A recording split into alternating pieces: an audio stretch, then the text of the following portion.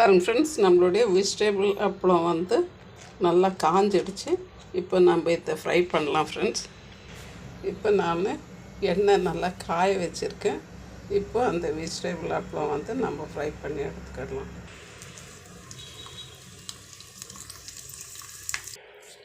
பாருங்கள் ஃப்ரெண்ட்ஸ், நம்மளுடைய வெஜிடபிள் அப்பளம் கேரட் பட்டாணி எல்லாம் போட்டு செஞ்ச ஒரு அப்பளம் சூப்பராக இருக்கும் ஃப்ரெண்ட்ஸ்.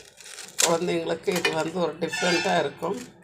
வெஜிடபிள் ரைஸ் அப்பளம், இதில் பச்சை பட்டாணி கேரட் எல்லாம் போட்டிருக்கோம். அதனால் ரொம்ப நல்லாயிருக்கும். இது ஒரு முறை இப்படி செஞ்சு பாருங்கள், சூப்பராக இருக்குது ஃப்ரெண்ட்ஸ். நல்லா மொறுன்னு வைக்கணு குழந்தைங்களுக்கு ஈவினிங் ஸ்நாக்ஸாகவும் கொடுக்கலாம். நம்ம எல்லா சாதத்தோடு வச்சு சாப்பிட்றதுக்கும் நல்லாயிருக்கும். சேம் டைம் அப்படியே கூட சாப்பிடலாம். நம்ம இந்த கேரட் இருக்குது, பச்சை பட்டாணி இருக்குது. ஒரு முறை இப்படி செஞ்சு சாப்பிட்டு பாருங்கள். எவ்வளோ கிறிஸ்பாக ரொம்ப டேஸ்ட்டாகவும் இருக்குது. ரொம்ப சிம்பிள் செய்கிறதுக்கு.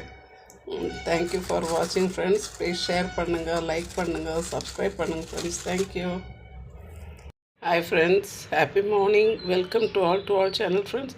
பாருங்கள் ஃப்ரெண்ட்ஸ், நான் இன்றைக்கி பச்சரிசி மாவு அரைச்சி வச்சுருக்கேன். பச்சரிசி மாவு பார்த்திங்கனாக்கா ஒரு கிளாஸ் அரிசிக்கு நான் வந்து 4 கிளாஸ் தண்ணி ஊற்றிருக்கேன். இதை வந்து நம்ம இடியாப்பம் மாதிரி இடியாப்பத்துக்கு வதக்குவோம் இல்லை, அந்த மாதிரி நல்லா வதக்கி எடுத்துக்கலாம். இந்த அரிசி கூடவே பார்த்திங்கன்னா நான் ஒரு 2 சின்ன வெங்காயம் ப்ளஸ் ஒரு 4 பச்சை மிளகா போட்டுட்டேன்.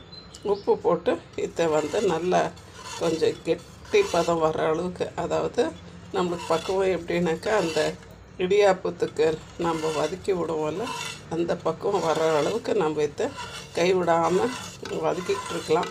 அடிகனமான பாத்திரம் வேணும். ஸோ நான் பார்த்திங்கனாக்கா இன்றைக்கி குக்கரை தான் எடுத்திருக்கேன். அது நல்லா கனமாக இருக்கும்னுட்டு இதை நல்லா கொஞ்சம் வதக்கி விட்டுக்கிடலாம் ஃப்ரெண்ட்ஸ். சரி கொடுத்தா அது அடிகனமான பாத்திரமாக இருக்கிறதுனால பார்த்திங்கன்னா அது தானாக விட்டுட்டு வந்துடும். இப்போ நம்ம ஒரு ஸ்பூன் எண்ணெய் விட்டு இன்னும் கொஞ்சம் கிளறி கொடுத்து எடுத்துடலாம். இப்போ அதை நல்லா கிளறி விட்டாச்சு. இப்போ ஒரு ஸ்பூன் எண்ணெயும் விட்டுருக்கேன். இப்போ வந்து குக்கர் மூடி போட்டு அந்த ஸ்டவ் ஆஃப் பண்ணிவிட்டு அந்த சூடுலேயே அது இன்னும் கொஞ்சம் வெந்துக்கிட்டோன்னுட்டுன்னு விட்டுடலாம்.